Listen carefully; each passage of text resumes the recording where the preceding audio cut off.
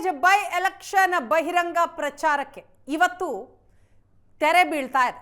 ಸಂಜೆ 5 ಗಂಟೆ ಡೆಡ್ಲೈನ್. 5 ಗಂಟೆಗೆ ಬೈ ಎಲೆಕ್ಷನ್ ಬಹಿರಂಗ ಪ್ರಚಾರ ಅಂತ್ಯ ಆಗುತ್ತೆ. ನಾಳೆ ಒಂದು ದಿನ ಉಳಿಯುತ್ತೆ. ಏನಿದ್ರೂ ಕೂಡ ಅಭ್ಯರ್ಥಿ ಮನೆ ಮನೆ ಪ್ರಚಾರ ಮಾಡಬೇಕಷ್ಟೇ. ನಾಡಿದ್ದು 2 ಕ್ಷೇತ್ರಕ್ಕೂ ಮತದಾನ ನಡೆಯುತ್ತೆ.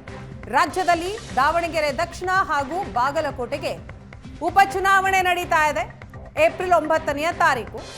ಆ ಹಿನ್ನೆಲೆಯಲ್ಲಿ ಇವತ್ತು ಬಹಿರಂಗ ಪ್ರಚಾರಕ್ಕೆ ತೆರೆ ಬೀಳುತ್ತೆ. ಸಂಜೆ 5 ಗಂಟೆಗೆ ನಾಯಕರು ಸ್ವಕ್ಷೇತ್ರದ ನಾಯಕರಲ್ಲದವರು ಕ್ಷೇತ್ರವನ್ನ ಬಿಡಬೇಕು. ನಾಳೆ ಏನಿದ್ರೂ ಕೂಡ ಮನೆ ಮನೆ ಪ್ರಚಾರ ಅಷ್ಟೇ. ಇನ್ನು ದಾವಣಗೆರೆಯಲ್ಲಿ ಕೊನೆ ದಿನದ ಪ್ರಚಾರವನ್ನ ಡಿಸಿಎಂ ಡಿಕೆ ಶಿವಕುಮಾರ್ ಅವರು ನಡೆಸಲಿದ್ದಾರೆ.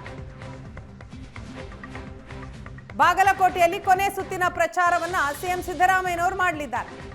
ಕಾಂಗ್ರೆಸ್ ಅಭ್ಯರ್ಥಿ ಉಮೇಶ್ ಮೇಟಿ ಪರವಾಗಿ ಲಿಂಗಾಯತ ಪಂಚಮಸಾಲಿ ನಾಯಕರ ಜೊತೆ ಇವತ್ತು ಸಿಎಂ ಸಭೆಯನ್ನ ನಡೆಸ್ತಾರೆ. ಬಾಗಲಕೋಟೆ ಆದರೆ ಇನ್ನು ದಾವಣಗೆರೆಯಲ್ಲಿ ಡಿಸಿಎಂ ಠಿಕಾಣಿ ಹೂಡಿದ್ದಾರೆ. ಇವತ್ತು ಕೊನೆ ದಿನದ ಕೊನೆ ಕಸರತ್ತನ್ನ ಮಾಡಲಿದ್ದಾರೆ.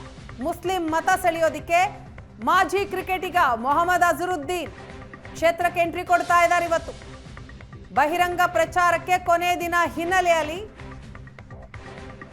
ಮುಸ್ಲಿಂ ಮತದಾರರನ್ನ ಸೆಳೆಯೋದಿಕ್ಕೆ ಮಾಜಿ ಕ್ರಿಕೆಟಿಗ ಮೊಹಮ್ಮದ್ ಅಜರುದ್ದೀನ್ ಕ್ಷೇತ್ರಕ್ಕೆ ಬರ್ತಾ ಇದ್ದಾರೆ.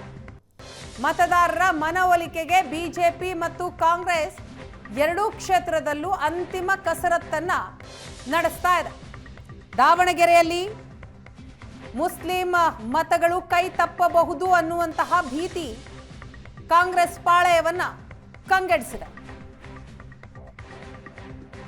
ದಾವಣಗೆರೆ ದಕ್ಷಿಣ ಕಾಂಗ್ರೆಸ್ನ ಭದ್ರಕೋಟೆ.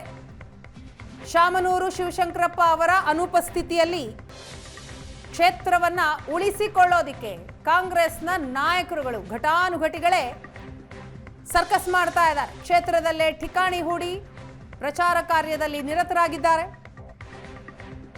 ಹೇಗಾದರೂ ಮಾಡಿ ಕ್ಷೇತ್ರವನ್ನ ಕಾಂಗ್ರೆಸ್ ತನ್ನಲ್ಲಿಯೇ ಉಳಿಸಿಕೊಳ್ಳಬೇಕು ಅಂತ ಹಠ.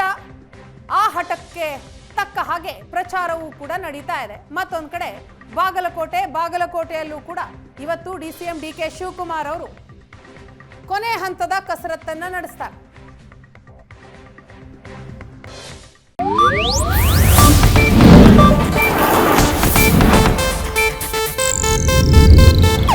ಇದು ಏಷ್ಯಾನೆಟ್ ನ್ಯೂಸ್ ನೆಟ್ವರ್ಕ್ ಪ್ರಸ್ತುತಿ.